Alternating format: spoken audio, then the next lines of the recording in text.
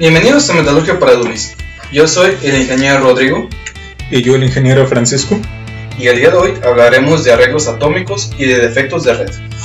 Toda la materia, incluyendo los metales, se compone de una unidad básica, que es el átomo. En cuanto a las propiedades de los materiales, habrá ciertas tendencias relacionadas con la naturaleza de los enlaces atómicos y la composición. Los materiales sólidos poseen arreglos de corto y largo alcance.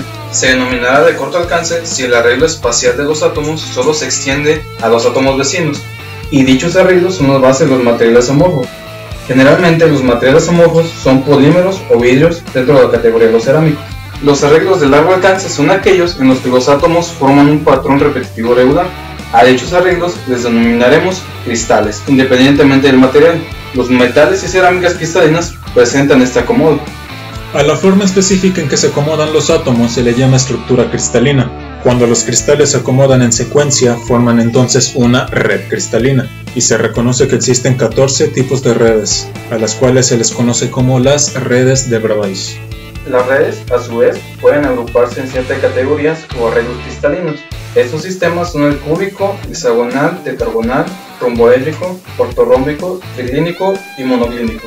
Sin embargo, casi todas las estructuras de los metales cristalizan en los sistemas cúbicos centrados en las caras, conocido como FCC por sus siglas en inglés de Face Centered Cubic, cúbico centrado en el cuerpo, PCC de Body Centered Cubic, o hexagonal, HCP, de Hexagonal Closed Packets. Es común ver en imágenes educativas que el arreglo de los átomos parece ser perfecto, pero en la vida real no suele ser así. Dentro de un cristal hay más de un tipo de imperfecciones que siempre encontraremos, y de hecho, estas contribuyen mucho a las propiedades y aplicaciones del metal.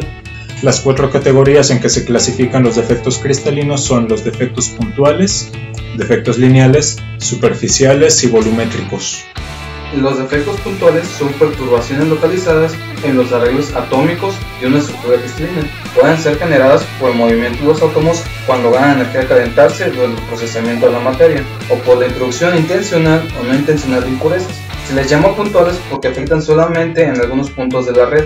Se dividen en 3 tipos: vacancias, que se forman cuando un átomo está ausente de su sitio normal en la estructura; intersticiales, que se forman cuando se inserta un átomo entre los huecos de la red. Los rayos de los átomos intersticiales son muy pequeños en comparación con los de la estructura, aunque siguen siendo mayores que los sitios que ocupan. Generalmente son átomos de hidrógeno, oxígeno o nitrógeno. Y el último tipo es el sustitucional. Este se produce cuando se reemplaza un átomo de estructura por otro. Para que se considere sustitucional, el radio del átomo tiene que ser aproximadamente 15% más chico o más grande que el átomo de estructura. Todos estos efectos generan compresiones y distorsiones y a su vez generarán un aumento de resistencia al movimiento o al paso de electrones. Los efectos puntuales son muy importantes por el endurecimiento por fusión sólida de una aleación y para los procesos que involucren transferencia de masa como los tratamientos termoquímicos del acero, como lo puede ser la carburización, la nitruración o la carbonitruración. Los defectos lineales son conocidos como dislocaciones y se hallan a lo largo de un eje o de una línea de átomos en una red cristalina. El principal defecto lineal es la dislocación de borde o de arista, donde un medio plano adicional de átomos está presente entre 2 planos completos. Se representa por una T mayúscula invertida. La dislocación helicoidal o de tornillo tiene un eje en espiral que une a 2 planos normales paralelos, y hay dislocaciones que están conformadas por las dos. A estas se les llama mixtas. Las dislocaciones se pueden mover a través de la estructura cristalina mediante la aplicación de fuerza. Esta imagen ilustra su movimiento. Por analogía, se dice que es similar al de una oruga arrastrándose. Este desplazamiento de las dislocaciones es el origen de la capacidad de los metales de deformarse plásticamente y también del endurecimiento por deformación. Este se produce cuando las dislocaciones comienzan a atascarse unas con otras y entonces pierden movilidad. Los efectos superficiales son los límites o planos que separan un material en regiones. Los efectos superficiales se extienden en 2 direcciones sobre una relativamente gran superficie con un espesor de 1 o de 2 parámetros de red. Por ejemplo, los límites de grano son disrupciones de superficie entre las redes de los cristales y los granos individuales. Un grano es una porción del material dentro del cual el arreglo de átomos es casi idéntico. Sin embargo, la orientación de los átomos es diferente en cada grano.